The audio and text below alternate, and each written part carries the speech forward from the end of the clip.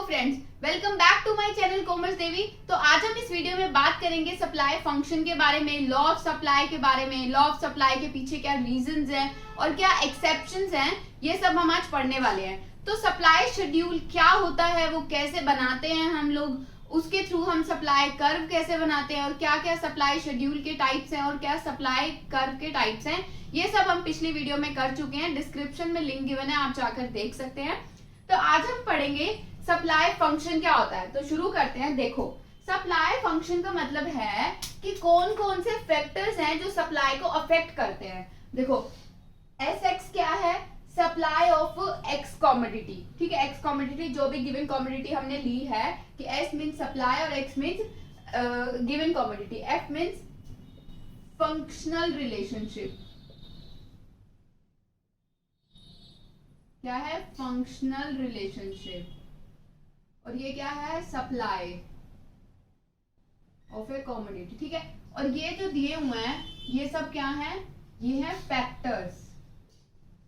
तो supply function क्या हुआ कि इन फैक्टर्स के चेंज होने से सप्लाई पे क्या इफेक्ट आ रहा है, क्या अफेक्ट, क्या प्रभाव पड़ रहा है, उनके बीच में क्या रिलेशनशिप है, क्या फंक्शनल रिलेशनशिप है, उसको क्या कहेंगे? उसको हम सप्लाई फंक्शन कहेंगे।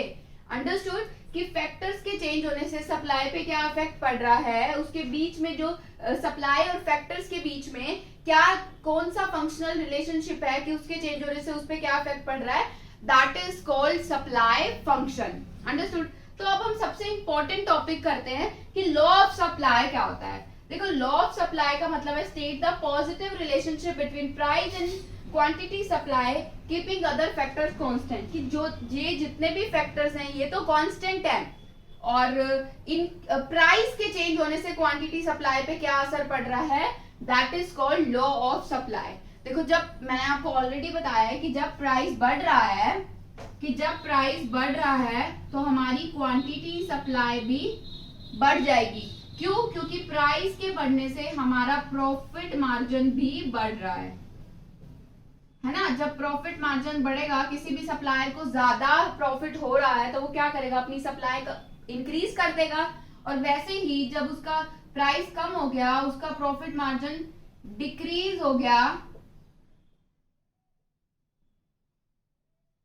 तो वो क्या कर देगा? वो डिक्रीज हो गया तो वो क्वांटिटी सप्लाई को भी डिक्रीज कर देगा। इसका मतलब जब प्राइस बढ़ रहा है तो क्वांटिटी सप्लाई भी बढ़ रही है। तो इनके बीच में कैसा रिलेशनशिप हुआ? Direct and positive relationship. समझे? ये पॉजिटिव लिखा है, यहाँ हम डायरेक्ट भी लिख सकते हैं कि state the positive and direct relationship between price and quantity supply and keeping other factors constant. Other factors कौन कौन से होते हैं, उनकी रीजंस मैं आपको ऑलरेडी बता चुकी हूँ, बट फिर भी हम देख लेते हैं कि प्राइस के चेंज होने से भी सप्लाई पे अफेक्ट पड़ता है, प्राइस ऑफ अदर गुड्स के चेंज होने से, factor of production, land, labour, capital, अगर ये भी महंगी हो जाएगी तो हम अपनी सप्लाई को कम कर देंगे, है ना। और क्या है? गवर्नमेंट पॉलिसीज के चेंज होने से कि कई बार हमारे टैक्स बढ़ जाते हैं तो हम अपनी सप्लाई कम कर देते हैं, और जब हमें सब्सिडी मिलनी शुरू हो जाती है तो हम क्या करते हैं? सप्लाई को बढ़ा देते हैं। तो ये सब तो हम पढ़ ही चुके हैं। ठीक है, तो ये जो फैक्टर्स के चेंज होने से सप्लाई पे क्या इफेक्ट पड़ रहा है, उनके बीच में क्या फंक्शनल रिलेशनशिप है, that is called supply function. और लॉ ऑफ सप्लाई क्या होता है कि प्राइस और क्वांटिटी सप्लाई के बीच में जो पॉजिटिव रिलेशनशिप है और दूसरे फैक्टर्स जो है वो कांस्टेंट रहेंगे, that is called law of supply. Understood. तो अब हम पढ़ेंगे reason behind law of supply कि कौन कौन से रीजंस हैं लॉ ऑफ सप्लाई के पीछे। तो सबसे पहला है प्रॉफिट मोटिव। तो पूरे चैप्टर में हमने पढ़ा ही क्या? यही तो पढ़ा है ना कि जब प्राइस बढ़ेंगे तो हमारा प्रॉफिट मार्जिन भी बढ़ जाएगा प्राइस के बढ़ने से। तो एज ए सप्लायर क्या करेगा? सप्लायर क्या करेगा? अपनी क्वांटिटी सप्लाई भी बढ़ा देगा। प्रॉफिट मार्जिन के बढ़ने से वो अपनी क्वांटिटी सप्लाई भी बढ़ा देगा। देखो, यहाँ देखो कि जब प्राइस इंक्रीज हो जाएंगे तो उसका जो प्रॉफिट का मार्जिन है वो भी इंक्रीज हो जाएगा, है ना।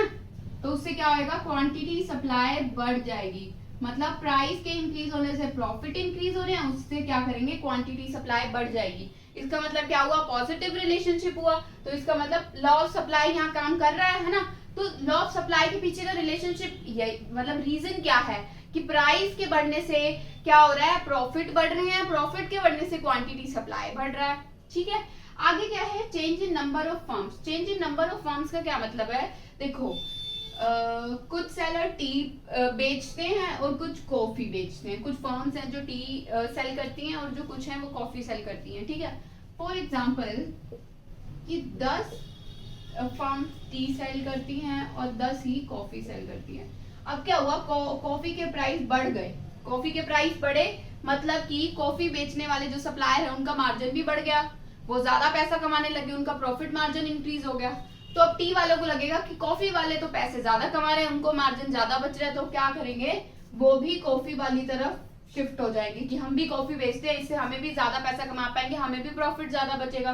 तो जब पहले 10 थी वो 5 यहाँ शिफ्ट हो गई, मतलब यहाँ 15 हो गई और यहाँ 5 हो गई, क्योंकि कॉफी का प्राइस इंक्रीज हो गया। तो टी वाले जो फर्म्स हैं वो भी कॉफी वाली तरफ शिफ्ट हो गई और क्वांटिटी सप्लाई कॉफी की बढ़ गई, है ना। तो नंबर ऑफ फर्म्स भी चेंज हो गई, पहले यहाँ 5 थी, पहले दोनों जगह 10-10 थी, फिर यहाँ 5 हो गई और वहां 15 हो गई। समझ गए। नेक्स्ट है चेंज इन स्टॉक। देखो चेंज इन स्टॉक का क्या मतलब है, for example change in stock का मतलब है, फॉर एग्जाम्पल पहले मेरे पास 100 पीस थे लिपस्टिक के, मैंने सोचा कि मैं 50 जो है वो बेच देती हूँ और 50 में स्टॉक करके रख लेती हूँ। लेकिन क्या हुआ, सडन प्राइस जो है वो 50 मैंने सोच लिया मैं बेच दूंगी और 50 स्टॉक करके रखूंगी। सडन प्राइस जो है वो इंक्रीज हो गए, ठीक है। सडन लिपस्टिक के प्राइस जो है इंक्रीज हो गए, तो मैं क्या करूंगी, मैं सोचूंगी कि आज प्राइस इंक्रीज हो रहे हैं मतलब मेरा प्रॉफिट मार्जिन भी बढ़ रहा है, तो मैं सोचूंगी जितना ज्यादा मैं बेच पाऊं उतना मैं बेच दूं। तो मैं स्टॉक करने की बजाय क्या प्रेफर करूंगी, बेचना प्रेफर करूंगी। मैं अपनी क्वांटिटी सप्लाई भी बढ़ा दूंगी और अपना स्टॉक जो है वो कम कर दूंगी। मतलब जब प्राइस बढ़ रहा है तो मैं स्टॉक को रिलीज कर दूंगी। क्या कर दूंगी, रिलीज कर दूंगी। और जब प्राइस कम हो रहा है तो मैं अपनी क्वांटिटी सप्लाई भी कम कर दूंगी और अपना स्टॉक सोचूंगी कि कल को जब प्राइस बढ़ेंगे तब मैं बेचूंगी ताकि मेरा प्रॉफिट मार्जिन ज्यादा बचे। तो मैं स्टॉक को क्या करूंगी, इंक्रीज कर दूंगी। Stock increase. समझ आई आप लोगों को मेरी बात कि जब प्राइस बढ़ेंगे तो मैं क्या करूंगी, मैं सारा स्टॉक बेचने की कोशिश करूंगी ताकि मेरे को अब प्रॉफिट मार्जिन ज्यादा बचे, इसलिए मैं स्टॉक को रिलीज मतलब कम कर दूंगी। और जब प्राइस कम होंगे तो मैं स्टॉक करके रख लूंगी कि कल को क्या पता कि प्राइस बढ़ जाए और प्रॉफिट मार्जिन तब ज्यादा बचे, इसलिए मैं स्टॉक करना प्रेफर करूंगी और अपने स्टॉक को इंक्रीज कर दूंगी।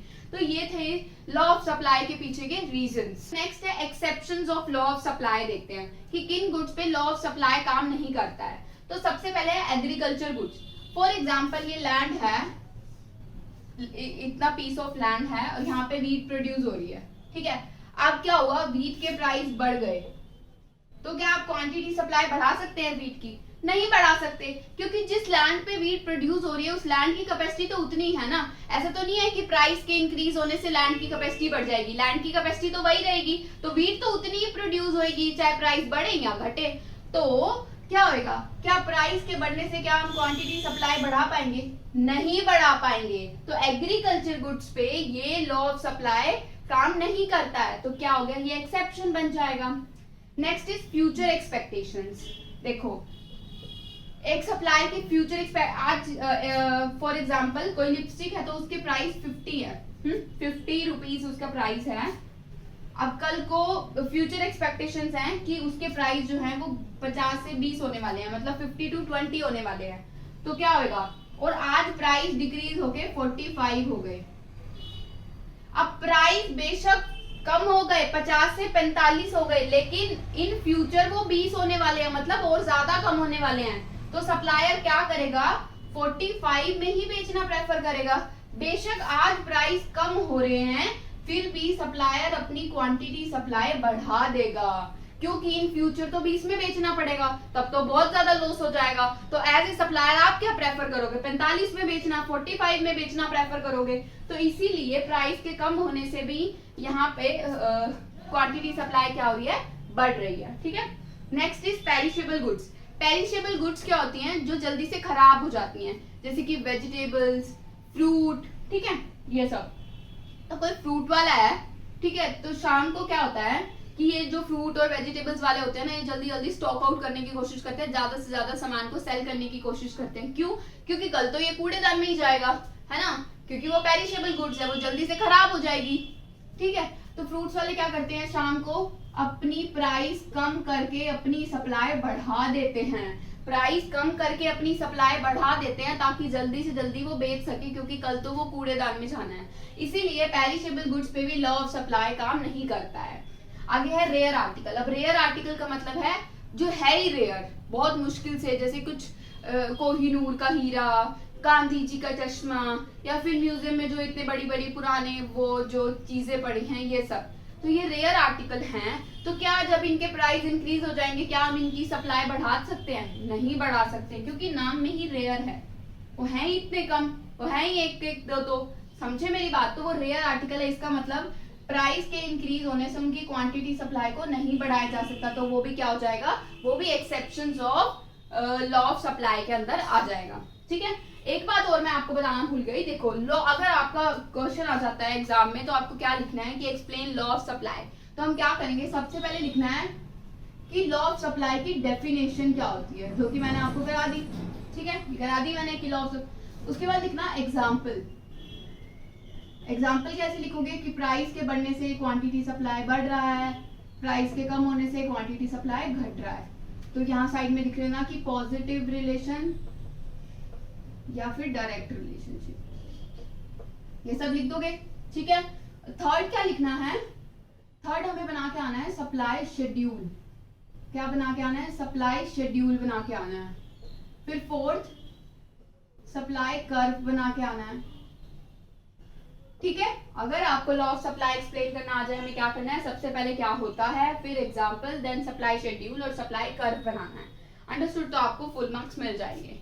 ठीक है, तो आई होप आपको समझ आया होगा। अगर आपको समझ आया है तो वीडियो को लाइक करें, अपने दोस्तों के साथ शेयर करें और चैनल को सब्सक्राइब करें। Thank you.